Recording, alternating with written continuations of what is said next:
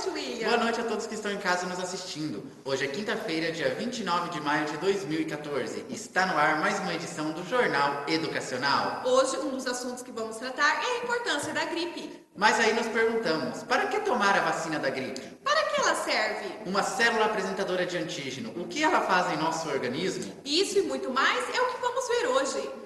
Pegando um gancho nessa campanha, iremos falar sobre antígeno e anticorpos. Estamos ao vivo com a repórter Glória Maria, que está com a doutora Andréia, e vai falar um pouquinho para nós sobre o que é antígeno e o que é anticorpos. Boa noite, William. Boa noite, Patrícia. Estou aqui com a doutora Andréia, que é especialista em sistema imune e vai explicar para nós, pessoal de casa, o que é antígeno e o que é anticorpo. Boa noite, doutora. Boa noite, Glória. Pode explicar para nós e o pessoal de casa o que é antígeno? Sim, antígeno, na melhor forma possível, antígenos são partículas de moléculas que não pertencem ao nosso organismo, mas em algum momento entrou em contato com ele. Temos como exemplo o vírus e a bactéria. Sim, doutora. E o que é anticorpo? Anticorpo é produzido no organismo como forma de defesa do mesmo, ou seja, a resposta imune para combater o antígeno. Muito obrigada, doutora. É com vocês, William e Patrícia, aí no estúdio. Muito obrigado, Glória Maria. Foi uma reportagem muito importante. E Patrícia, só uma curiosidade. Lembrando que quando o antígeno é de natureza proteica, o mecanismo inicial do RH não é só da liberação LB antígeno, mas também tem uma extrema participação do linfócito T, auxiliares de FTH. Muito bem, sabendo agora o que é antígeno e o que é anticorpos, a gente chama o biólogo que vai explicar um pouquinho desse processo pra gente. Boa noite, William. Boa noite, Patrícia. Estou aqui no estúdio 2 e vou continuar falando sobre antígeno e anticorpo. Como a doutora Andréia havia falado, antígeno não é um vírus, bactéria ou protozoário inteiro, mas sim pequenas partículas ou fragmento desse vírus ou bactéria. Então, no nosso caso, a gente tem um vírus da influenza H1N1, como estamos em plena época de vacinação, e a gente consegue observar nessa membrana, na estrutura dessa membrana, esses diversos fragmentos, que são o nosso antígeno. Sabendo que esse antígeno ele vai gerar uma resposta imunológica, humoral, no caso mediada por anticorpos, a gente vai conhecer essa estrutura de anticorpo, que é essa proteína, ela é no formato de Y, e a parte que a gente consegue observar em azul é a parte constante desse anticorpo. E a parte que a gente consegue observar aqui em lilás é a região variante. Ou seja, para cada antígeno vai haver um anticorpo específico. Ela vai funcionar uma especificidade, como se fosse um encaixe entre chave e fechadura. No nosso caso, a chave seria o anticorpo e a fechadura o antígeno.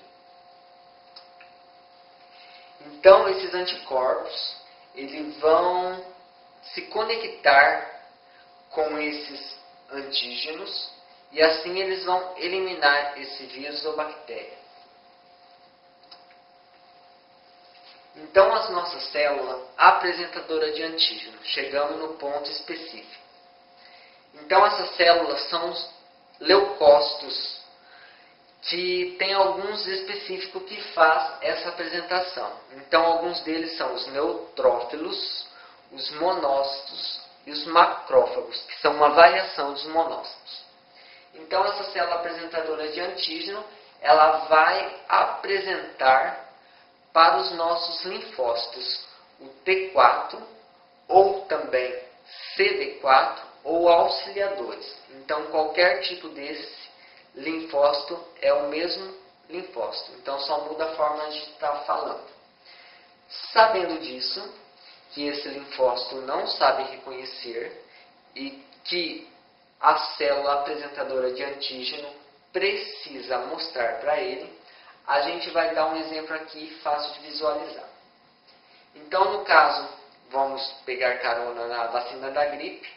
Vamos imaginar que essa bactéria seja o nosso vírus da H1N1 e no nosso caso aqui, o macrófago vai englobar esse vírus e vai digerir. E esses fragmentos que ficam, no caso dos nossos antígenos, ele vai se anexar na membrana no complexo de MHC2, que a gente vai ver mais no final desse vídeo.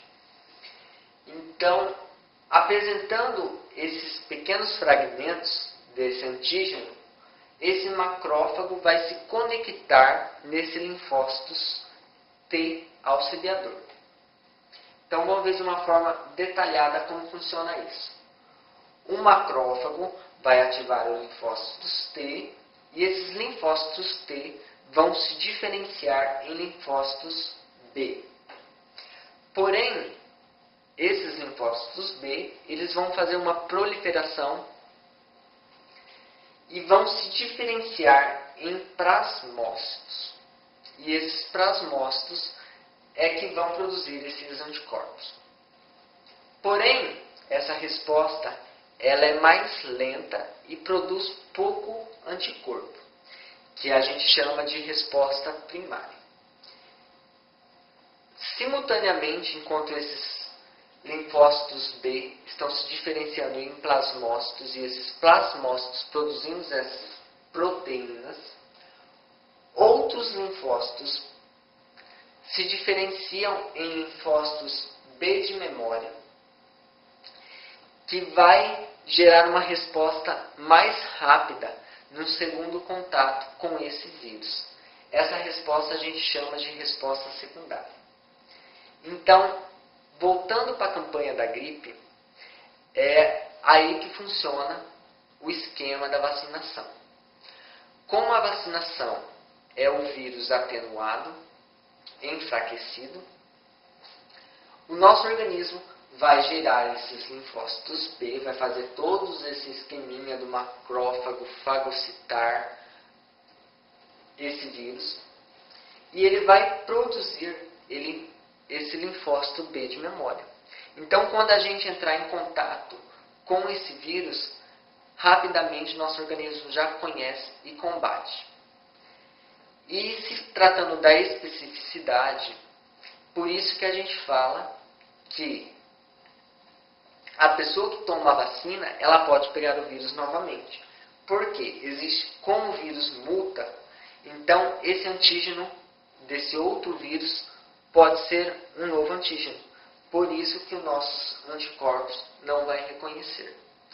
Espero ter contribuído com essa informação. Vou deixar para vocês, terminando esse vídeo, mais especificamente como funciona essa molécula de ligação de MHC2, que só tem as células apresentadoras de antígeno. E daqui eu volto para o estúdio com William e Patrícia. As duas cadeias de moléculas MHC de classe 2 reúnem-se no retículo endoplasmático, o RE, com uma terceira cadeia, a cadeia invariável, mostrada aqui em verde. Uma parte da cadeia invariável se liga ao sulco de ligação do peptídeo da molécula do MHC de classe 2, impedindo a ligação dos peptídeos ou proteínas não dobradas presentes no RE. A cadeia invariável também orienta o transporte das moléculas de classe 2 para fora do RE e através do aparelho de Golgi em uma vesícula que eventualmente se torna parte da via endocítica, onde os patógenos e as proteínas estranhas são levadas para o interior da célula. A acidificação progressiva desta vesícula endocítica ativa proteases que clivam a cadeia invariável em dois lugares, deixando um pequeno peptídeo, o peptídeo de cadeia invariável, associado à classe 2, ou CLIP, ligado à molécula de classe 2. Os patógenos ou suas proteínas englobadas também são degradados pelas proteases ácidas ativadas nos peptídeos, mas estes não podem ligar-se imediatamente às moléculas de classe 2, porque o peptídeo CLIP ainda ocupa o sulco de ligação do peptídeo. A remoção do peptídeo CLIP é a função de uma molécula especializada semelhante ao MHC de classe 2, a HLA-DM, que também está presente nessas vesículas. Ele atua como um catalisador coordenando tanto a liberação do peptídeo CLIP das moléculas MHC de classe 2, quanto à ligação de peptídeos derivados do patógeno. O complexo peptídeo MHC de classe 2 é transportado para a superfície celular, onde ele pode ser reconhecido pelos receptores de antígeno das células T, CD4. Que maravilha essa explicação. E estamos recebendo aqui em nossos estúdios o enfermeiro Renato, ele que é mestre e doutor em epidemiologia. Boa noite, doutor. Boa noite, William. Boa noite, doutor. Boa noite, Patrícia. Estamos recebendo você aqui e a gente gostaria de saber qual é a importância da vacina da gripe H1N1. A vacina da gripe, Patrícia, H1N1, ela é muito importante na prevenção de influenzas, já que estamos entrando num clima bem propício para atrair essa patologia. E, doutor, quando que acontece essa vacinação? Qual é a época que são feitas essas campanhas para vacinação? Olha, William, acontece todos os anos e é assim no início do período do inverno, geralmente nos meses de abril e maio. E o público-alvo que é atingido por essa campanha, doutor? Olha, o público-alvo, Patrícia, é muito importante que o pessoal de casa ouçam, são as gestantes, as crianças menores de 5 anos, as puérperas, aos idosos acima de 60 anos, e doentes crônicos, tipos diabéticos, os que têm problemas cardíacos, ICC, os doenças pulmonares, tipo DPOC e outras síndromes. Muito bem, doutor Renato. Acho que isso ficou muito bem claro para todo mundo. E eu gostaria que você deixasse, para finalizar, uma orientação para as pessoas que estão nos assistindo neste momento.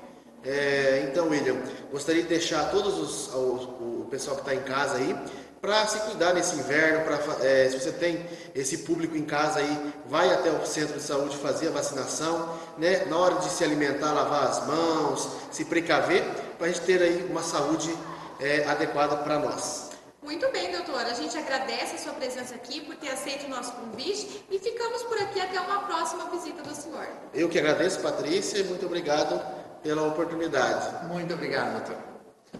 Ficamos por aqui com mais uma edição do Jornal Educacional. Boa noite a todos e muito obrigado pela audiência. Boa noite. Boa noite, Patrícia. Boa noite, William.